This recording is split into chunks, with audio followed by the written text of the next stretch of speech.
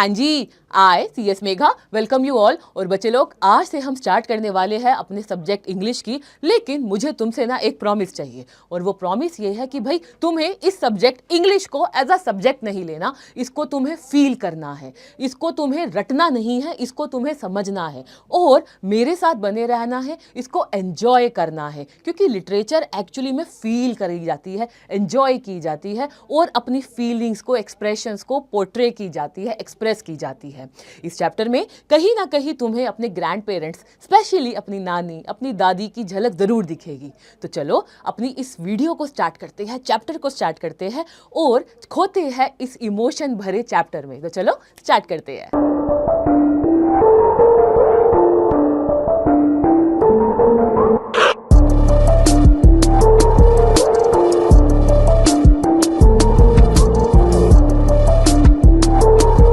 हाँ जी बच्चे लोग, क्या कभी तुमने कोई ऐसा रिश्ता देखा जो बिना किसी स्वार्थ के हमें प्यार करता है? कोई ऐसा रिश्ता जो बिना आई लव यू कहे हमारे सारे काम करते हैं, बिना हमसे कोई मतलब निकाले वो हमारे लिए हमेशा रेडी रहते हैं, हमें बहुत प्यार करते हैं। ऐसा ही रिश्ता होता है हमारा हमारी फैमिली के साथ, हमारे पेरेंट्स के साथ और ख़ासकर हमारे ग्रैंड पेरेंट्स के साथ, जिनके हाथों में, जिनके फेस पे आपको रिंकल्स तो दिखेंगे लेकिन हमारे लिए कभी शिकन नहीं दिखेगी। हम उनसे कुछ भी मांगे, कुछ भी कहे, वो कभी भी मना नहीं करते, हमें बहुत बहुत बहुत प्यार करते हैं। बाहर की दुनिया चाहे हमारे लिए कैसी हो, लेकिन जब हम उनके पास होते हैं तो वो हमारा होता है कंफर्ट जोन, हमें बहुत अच्छा लगता है। और अगर आपके ग्रैंड पेरेंट्स आपके साथ है, आपके दादा, आपकी दादी, नाना, नानी, आपको सच में वो आप ब्लेस्ड हो कि आपको उनका प्यार मिल रहा है। एक बार कभी उनके लैप में सर रख के लेट कर तो देखो, जब वो प्यार से सिर को ऐसे सहलाते हैं या कंधे पे हाथ रखते हैं, या जब हम उनका आशीर्वाद लेने झुकते हैं और वो जब वो प्यार से हमें आशीर्वाद देते हैं, वो जो फीलिंग होती है ना, वो कोई कोई भी एक्चुअली बता ही नहीं सकता।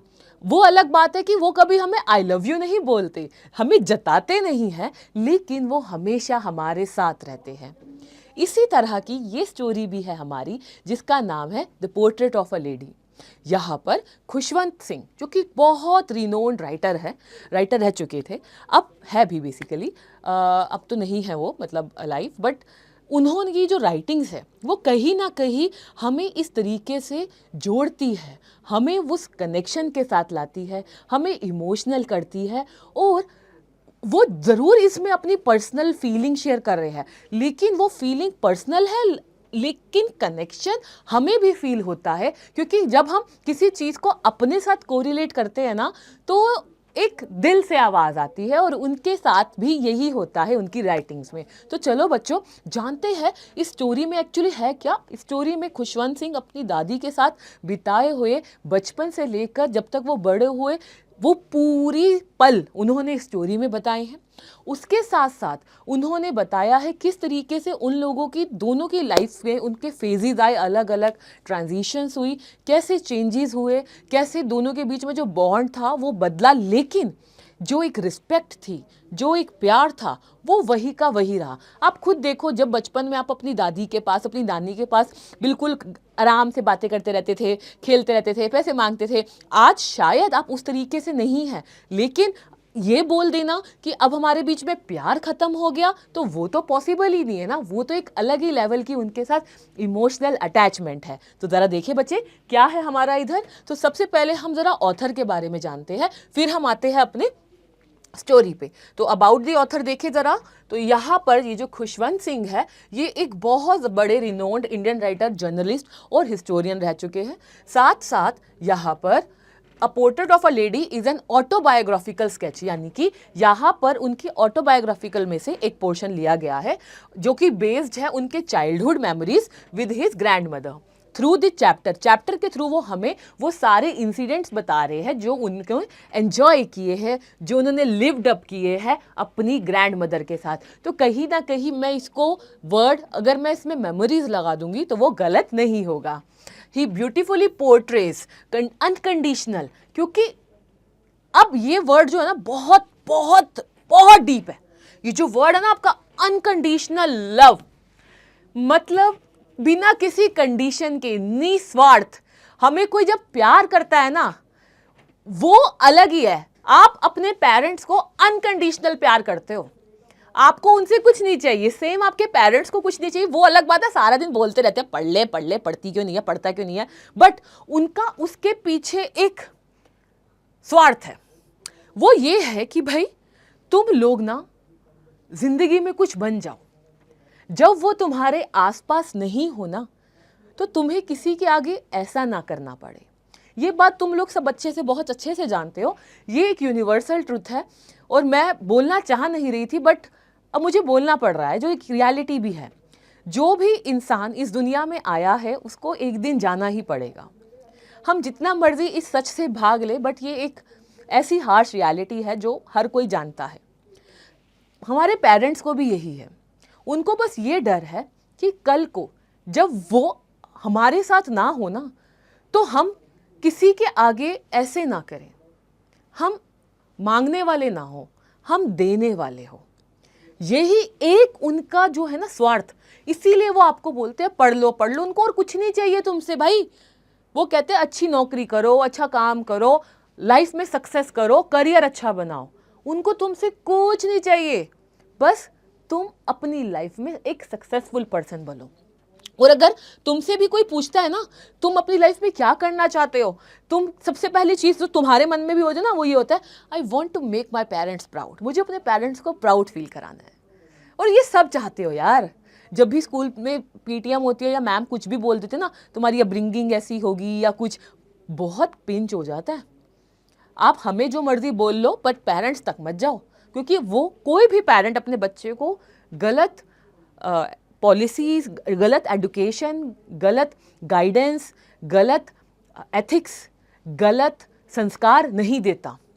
तो यहाँ पर भी जो ग्रैंड मदर भी बताई गई है खुशवंत सिंह की, वो भी किस तरीके से बचपन में उनके साथ थी, कैसे वो उनके साथ रहती थी, कैसे वो उसके साथ उसको बहुत अच्छी मोरल वैल्यूज़ देती थी, वो सब भी इसमें बताया गया है। तो same goes to us as well. हाँ, तो देखो, तो ये अनकंडीशनल जो लव है ना, ये बियॉन्ड है। सेक्रीफाइस, क्या क्या हनी आपके लिए आपके पेरेंट्स सेक्रीफाइस करते, या आप भी जानते हो। एक बारी आप लोग अपने लिए, मतलब आप बोल के देखो, आई वॉन्ट दिस, मुझे ना ये चाहिए पापा, मुझे ये बुक चाहिए मम्मा, मुझे ये चाहिए पापा। आप बोल के तो देखो, आपके पास वो चीज़ होगी। चाहे हो सकता है आपके पेरेंट्स ने वो पैसे अपने लिए बचाए हुए हो, लेकिन वो आपको ज़रूर ला के देंगे। ये है उनके सेक्रीफाइसेस। फैमिली फंक्शंस में जाते हो ना, वार्डरोब खोलते हो ना, ऐसे वार्डरोब खोलते हैं और अपने ऊपर कपड़े गिर जाते हैं, इतने इतने कपड़े होते हैं, लेकिन हमारे पास पहनने को कपड़े नहीं होते। और फिर बोलते पापा प्लीज़ ये लहंगा ले दो ना, पापा मम्मा कोट पैंट चाहिए ना, वो ले देते हैं। फिर हम जब फंक्शन में जाते हैं ना, देन वी एक्चुअली रियलाइज पापा ने तो वही पुराने कपड़े पहने हुए हैं, पापा ने तो वही कोट पैंट पहना हुआ जो 10 सालों से पहन रहे हैं, मम्मा ने तो पुरानी वो साड़ी पहन ली जो 3-4 फंक्शन से रिपीट कर रही है। हम पापा को गुस्से में बोलते क्या बात है पापा, आप नया कपड़े नहीं ले सकते थे। एक बार नहीं सोचते, शायद उन्होंने वो पैसे अपने लिए भी बचाए हुए होंगे, लेकिन उन्होंने हमारे चेहरे पे खुशी देखने के लिए हमें दिए, हमारे को लेके दिए कपड़े। This is called unconditional love, sacrifice, जो हमारे अपने हमारे लिए करते हैं। एंड चेंजिंग फैमिली रिलेशनशिप्स, और किस तरीके से फैमिली में रिलेशनशिप्स बदलते रहते हैं with the passage of time. तो इसको अगर आप इसमें ऐड ऑन कर देंगे with the passage of time, तो वो भी ऐड ऑन हो जाएगा। ठीक है, अब बढ़ते हैं आगे। तो देखिए, आप सबसे पहले हम इस चैप्टर का इंट्रोडक्शन देते हैं। तो ये पोर्ट्रेट ऑफ अ लेडी है, जो एक्चुअली खुशवंत सिंह की स्टोरी है, ऑटोबायोग्राफी में से, और उनकी ग्रैंड मदर के ऊपर है। तो देखो, a portrait of a lady is a touching story. मैंने ना कुछ वर्ड्स बहुत इस तरीके से एलिमेंट्स में डाले हुए हैं, जो आप अपने आंसर्स में लिखेंगे ना, तो it will automatically give add on advantage to your answer. ये बहुत ही हार्ट टचिंग स्टोरी है, जो कि नरेटर के रिलेशनशिप के बारे में बता रहा है। और नरेटर कौन है? खुशवंत सिंह। और उनका रिलेशनशिप किसके बीच में है? उसकी ग्रैंड मदर के बीच में। वो बहुत, अब क्या है, as he grows older their bond changes, जैसे जैसे वो बड़े होते जा रहे हैं उनके बीच का जो बॉन्ड है वो भी चेंज होता जा रहा है। तो ये स्टोरी बेसिकली 3 फेजेस में है। पहला फेज जब वो एक साथ विलेज में रहते थे, दूसरा फेज जब वो शिफ्ट हो जाते हैं सिटी में, और तीसरा फेज जब वो बड़ा हो जाता है और वो हायर एजुकेशन के लिए फॉरेन जाता है। तो now he grows older because of the modern education and changing lifestyle. However, her love and affection remain constant. कुछ भी हो गया, टाइम बदला, फेजेस बदले, लेकिन उसकी ग्रैंड मदर का जो प्यार है वो वैसा ही है। तुम अपनी नानी के घर चाहे 1 साल बाद जाओ, 5 साल बाद जाओ, लेकिन जो प्यार तुम्हें नानी देगी ना, वो जो तुम्हें बचपन में देती थी सेम वैसा ही मिलेगा। आज भी जाओगे, 10 दिन बाद भी जाओगे, नानी पैसे दे दो ना, नानी ये ले दो ना। अब और सेम दादी के साथ भी यार, दोनों के साथ ही। तो उनका जो प्यार है ना वो कांस्टेंट, वो खुद खाना नहीं खाएंगी, लेकिन तुम्हारी पैरों में, मतलब अगर बोलूं, सच बोलूं, उनके पैरों में भी दर्द हो रही होगी ना, तुम बोल देना एक बारी कि नानी ये बना दो ना, मतलब वो भागती हुई किचन में जाएगी, हाय मेरे नाती ने मुझे कुछ खाने के लिए बनाने के लिए बोला है। ये एक रियलिटी है। सेम दादी को भी बोलो, दादी ये खाने का मन नहीं कर रहा, क्या खाएगी बता, क्या खाएगा, तेरे लिए भी बनाती हूँ। होता है यार, ये सच है ना। तो देखो जो चैप्टर है ये एंड करता है, थोड़ा सा रिवील कर देते हैं, पीसफुल डेथ से, लीविंग बिहाइंड अनफॉरगेटेबल मेमोरीज। अब बच्चे यहाँ पर ना एनसीईआरटी की कोट्स है, और ये कोट्स ना मैंने चैप्टर के एंड में भी डाली हुई है, जो आप लर्न कर लेना, ठीक है। तो जो कोट है वो है, she could never have been pretty but she was always beautiful. वो कभी सोच नहीं सकते कि वो प्रिटी होगी, बट वो हमेशा खूबसूरत थी। ये एक्चुअली नरेटर बोलते हैं। नाउ चाइल्डहुड बॉन्ड कैसा था, बचपन का मैंने बताया ना। तो ये जो है बेटा चाइल्डहुड बॉन्ड, ये है आप लोगों का फेज 1, ठीक है, ये फेज 1 हो गया। बचपन में क्या था, कैसे था, तो देखिए, ड्यूरिंग हिज चाइल्डहुड नरेटर और उसकी ग्रैंडमदर वर इनसेपरेबल। क्यों? क्योंकि वो एक्चुअली उनके पेरेंट्स खुशवंत सिंह के सिटी में रहते थे, तो वो अपनी ग्रैंडमदर के साथ विलेज में अकेले रहते थे। अब वहाँ पर वो उनको स्कूल लेके जाती थी, सुबह उठाती थी, उनको रेडी करना, ब्रेकफास्ट बनाना, और जब वो स्कूल लेके जाती थी ना, स्कूल टेम्पल में ही था, तो वहाँ पर ही वो रुक जाती थी और अपना पूजा पाठ करती थी, रोजरी बीट्स करती रहती थी अपना, और जब वापसी में उनको पिक करते हुए वापस आती थी, और स्टेल चपातीज जो होती थी, रास्ते में स्ट्रीट डॉग्स होते थे, उनको खिलाती हुई आती थी, और मतलब उसको भजन, आरती, कीर्तन, मतलब जो भी चीज़ें होती है स्पिरिचुअल चीज़ें, बहुत ज़्यादा उनके साथ वो शेयर करती थी। तो दोनों में एक बहुत ही स्ट्रॉन्ग बॉन्ड था, और उस बॉन्ड को अगर हम एक वर्ड से डिफाइन करें तो वो हो जाएगा inseparable. She woke him up, got him ready for school, prepared his breakfast, and walked with him to the village school. She also fed stale chapatis to the village dogs. Their relationship reflected deep love, care and affection. ये वही सब है, मैंने आपको already सारा बता दिया। आगे देखिए और क्या है यहाँ पर। विलेज लाइफ कैसी थी, नरेटर की जो स्टडी थी वो टेम्पल स्कूल में होती थी, जहाँ पर उन्होंने अल्फ़ाबेट सीखे, अरिथमेटिक सीखी और साथ साथ प्रेयर सीखी। वाइल जब वो क्लासेस अटेंड करते थे तो उसकी ग्रैंड मदर वहीं पर बाहर मंदिर में बैठ जाती थी। His grand mother sat in the temple reading scriptures.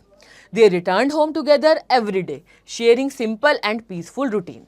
ठीक है, सब कुछ आपको ऑलरेडी बता दिया। एक मतलब उनका एक फिक्स रूटीन था और बहुत पीसफुल था, कोई हसल नहीं थी, बस प्यार था, केयर थी, अटैचमेंट थी।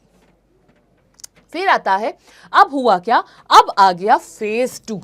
अब इस फेज 2 में क्या हुआ बच्चे लोग, अब उनके पेरेंट्स ने, खुशवंत सिंह के पेरेंट्स ने ग्रैंड मदर को और खुशवंत सिंह को विलेज से सिटी में बुला लिया, तो अब वो सिटी में मूव ऑन कर गए हैं।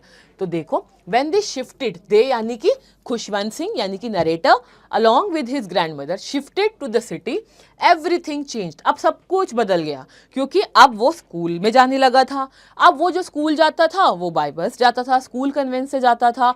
अब उसकी जो बुक्स थी वो पहले जैसी बुक्स नहीं थी, अब उन बुक्स में साइंस आ गया था, म्यूज़िक आ गया था, और साथ साथ जहाँ पहले ग्रैंड मदर्स उसको स्क्रिप्चर्स पढ़ा देती थी या उसकी हेल्प कर देती थी एजुकेशन में, अब वो नहीं कर पाती थी। तो ये अब दोनों के फेजेस में, लाइफ के फेज में ट्रांजिशंस आने स्टार्ट हुए।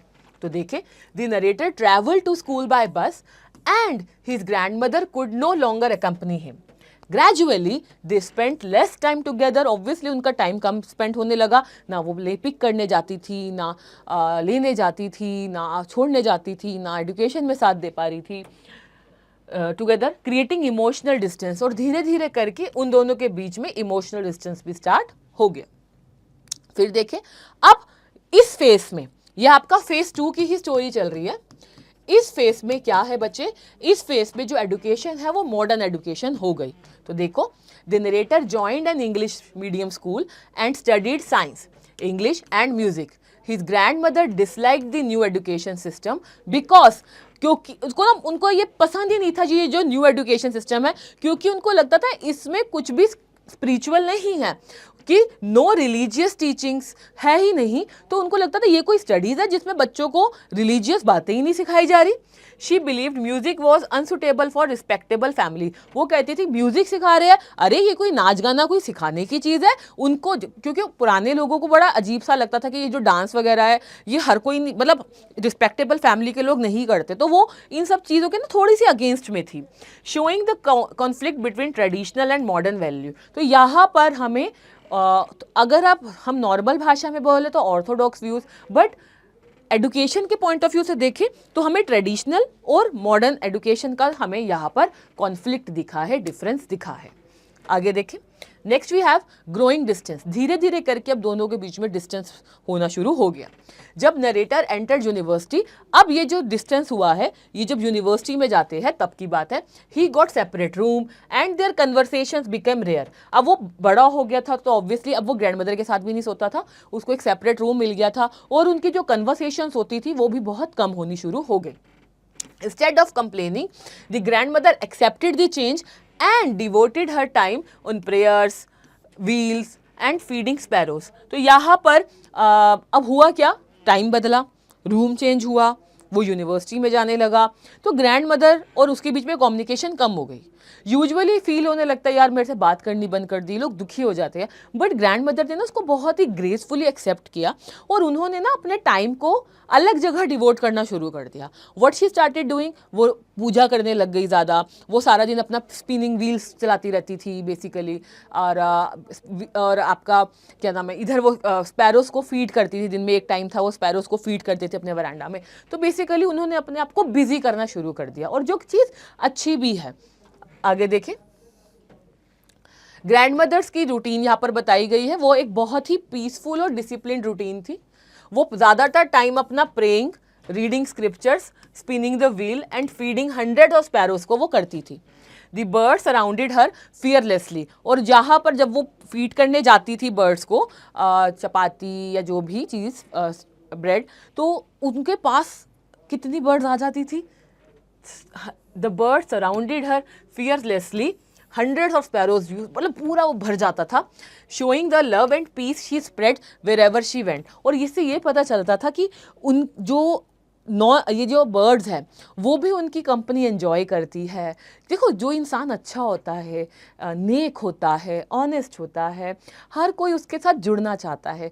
वो खाली इंसानों के साथ ही नहीं, आपने देखा डॉग्स को भी वो फीड करती थी, स्पैरोज को भी फीड करती थी, एक नहीं हज़ारों फीड वहाँ पर अगर आ जाती थी स्पैरोज, मतलब इतनी सारी आ जाती थी, तो कहीं ना कहीं that lady must be good in her nature. Okay, तो यही था। आगे देखते हैं, नरेटर गोज अब्रॉड। जो नरेटर है वो अब्रॉड चले जाते हैं। अब यह उनकी उसका थर्ड फेज आ जाता है। Narrator left for abroad for higher education, तो मैं इसको फेज 3 कर देती हूँ। अब वो हायर एजुकेशन के लिए अब्रॉड चले जाते हैं और रेलवे स्टेशन पर होते हैं। The grand mother silently kissed his forehead and blessed him. उन्होंने ज़्यादा कुछ नहीं किया, उसके फोरहेड पर किस किया और उसको आशीर्वाद दिया, ऑब्वियसली तरक्की के लिए, आगे बढ़ने के लिए। She expressed her love through actions. उन्होंने अपने लव को अपने एक्शन से दिखाया, जो जिस तरीके से उन्होंने किया। ऐसे ही एनसीईआरटी की कोट है, she kissed my forehead quietly. उन्होंने मेरे फोरहेड को बहुत प्यार से, शांति से किस किया। तो ये खुशवंत सिंह कह रहे अपनी ग्रैंड मदर के लिए। आगे देखते हैं, अब हुआ क्या, वो जब फॉरेन से वापिस आए तो वो 5 साल बाद अपनी स्टडीज़ पूरी करके आए। तो अभी grand mother is alive, still she is alive. और अभी तक आपने 3 फेसेस देखे, चाइल्डहुड, सेकंड सिटी वाला, थर्ड जब वो उससे सेपरेट हो गया था हायर एजुकेशन के लिए, और वो 5 साल बाद वापस आया। तो क्या ग्रैंड मदर का लव अभी भी अपने पोते के लिए बदल गया होगा? नहीं ना, यही तो मेन इंटेंट है कि ये जो प्यार है ना, ये कभी बदलता नहीं है। ये क्या रहता है? ये रहता है कांस्टेंट। तो देखो, after 5 years the narrator returned home. The grandmother welcomed him with great joy. She celebrated by singing devotional songs and beating an old drum, expressing her happiness after his safe return. वो अपनी खुशी दिखा रही है उसके वापस आने के बाद। तो this is what happened. लेकिन अब आता है ट्विस्ट। वो ट्विस्ट है कि भाई द नेक्स्ट डे, क्योंकि वो उन्होंने पूरा दिन, मतलब वैसे तो हमेशा रोजरी बीट्स होती थी और पूरा टाइम उनके मतलब वो जपती रहती थी, बट क्योंकि उस दिन उन्होंने बहुत, वो खुश थी, वो जो ये इस तरीके से एक्सप्रेस करी वो बहुत खुश थी। लेकिन अगले दिन उनकी तबीयत काफ़ी ख़राब होने लग गई थी और वो बेड पर लेट चुकी थी। Next day the grandmother developed a mild fever. She calmly accepted that. अब उनको समझ आ गया था कि उनका एंड आ चुका है, और अब वो उन्होंने सबको बोल दिया कि यहाँ से सब चले जाओ, उनको सिर्फ अब प्रेयर्स करनी है।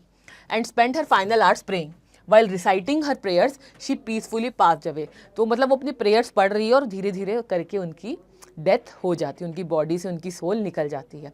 See how good that lady was. किसी को तंग नहीं किया, किसी को परेशान नहीं किया, पीसफुल लाइफ जी, और पीसफुली ही वो चली भी गई। Next, the sparrows. After her death thousand of sparrows gathered. उनकी डेथ के बाद ना उनकी बॉडी के पास हज़ारों की, मतलब तादाद में बोलूँ तो स्पैरोज वहाँ आई। वो बहुत शांत थी, वो वहीं पर बैठी हुई थी, और उनको एक्चुअली फीड किया गया था, खाना रखा गया था, जैसे ब्रेड वगैरह कुछ चपातीज रखी गई। उनमें से एक ने भी वो नहीं खाई, क्योंकि वो वहाँ खाना खाने नहीं आई थी। वो वहाँ एक्चुअली दुख एक्सप्रेस कर रही थी कि जिसके साथ वो रोज़ बैठते थे वो अब नहीं है। तो देखो, the bread offer to them, their usual behaviour symbolised grief. अब यहाँ पर उन्हें जब खाया नहीं तो ये क्या सिम्बोलाइज कर रहा है कि भाई उनका प्यार, उनका दुख, दर्द एंड रिस्पेक्ट अपनी उस ग्रैंड मदर के लिए। इसमें इंपॉर्टेंट एनसीईआरटी कोड जो आप लोगों की, the sparrows took no notice of the bread. उन्होंने देखा तक नहीं कि उनको कुछ फीड किया जा रहा है। नेक्स्ट देखें, अब आपने यहाँ पर देखा कि चैप्टर ख़त्म होता है इसी के साथ, और how emotional and touching this chapter is, कि ऐसे ग्रैंड मदर जिनके नेचर में ही प्यार स्प्रेड करना होता है, और वो किस तरीके से लोगों को प्यार स्प्रेड करती हैं, यही इस चैप्टर में हमें बताया गया है और दिखाया गया है। तो बच्चे लोग, यहाँ पर हमारा ख़त्म होता है चैप्टर। अब इसमें जो इंपॉर्टेंट चीज़ें और है वो एक बार देख लेते हैं। तो जल्दी से देखें किसके बारे में बताया गया कैरेक्टर्स से। पहले हमारा ग्रैंड मदर, सबको पता है, बहुत ही लविंग, केयरिंग, रिलीजियस, सेल्फलेस, उनको कोई अपने लिए नहीं सोचना, ट्रेडिशनल, कंपैशनेट। और नरेटर कैसे दिखाए हैं? Loving, sensitive, respectful, observant. वो पूरा टाइम अपनी ग्रैंड मदर को ऑब्जर्व कर रहे हैं। और इसमें जो मेजर थीम्स है वो यही है, grand parent and grand child का रिलेशनशिप हमें बताया गया है, अनकंडीशनल लव बताया है, वो हमने देख ही लिया है, ट्रेडिशनल वर्सेस मॉडर्निटी, स्पेसिफिकली यहाँ पर एडुकेशन को हाईलाइट किया गया है। उसके बाद स्पिरिचुअलिटी, वो पूरा टाइम स्पिरिचुअल रही, इनफैक्ट डेथ के टाइम भी वो अपनी प्रेयर्स करती रही। फैमिली वैल्यूज़ किस तरीके से रिस्पेक्टफुल थी एक दूसरे के लिए, सबके सब। और एक्सेप्टेंस ऑफ डेथ, उनको पता चल गया था कि भाई उनकी डेथ हो जाने वाली कुछ देर में, तो वो उन्होंने उस चीज़ को भी एक्सेप्ट कर लिया। How grateful that lady was. Important symbols देखें तो रोजरी यानी कि वो जो थे ना माला जपने के लिए, तो वो बहुत इंपॉर्टेंट है, इसमें फेथ और डिवोशन बताती है। स्पैरोज जो है वो बता रही है लव, पीसफुल एंड मॉर्निंग यानी कि दुख, उनका ग्रीफ।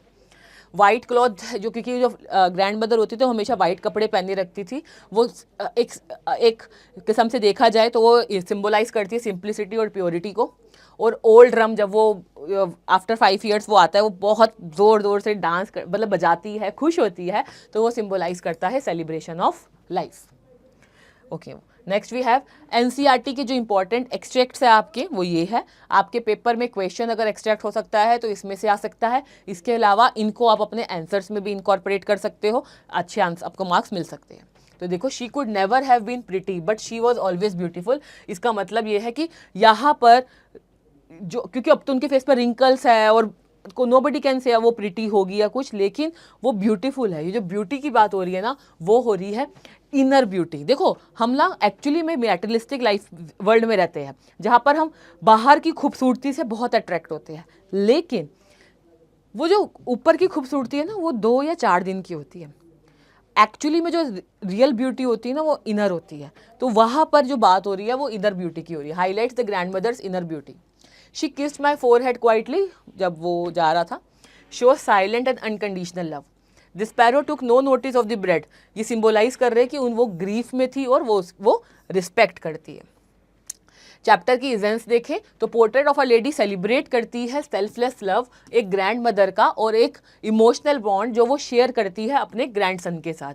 ये रिमाइंड करती है हमें कि किस तरीके से हमें वैल्यू करनी चाहिए अपने एल्डर्स की, फैमिली की वैल्यूज़ करनी चाहिए, रिलेशनशिप्स की वैल्यू करनी चाहिए, और साथ साथ अप्रिशिएट करने चाहिए जो वो हमारे लिए silent sacrifices they are doing, they make throughout their life, वो हमारे लिए करते हैं। तो ये सबसे इंपॉर्टेंट है तुम्हें इस चीज़ में समझना। एंड येस, इसी के साथ हमारा ये चैप्टर फिनिश होता है।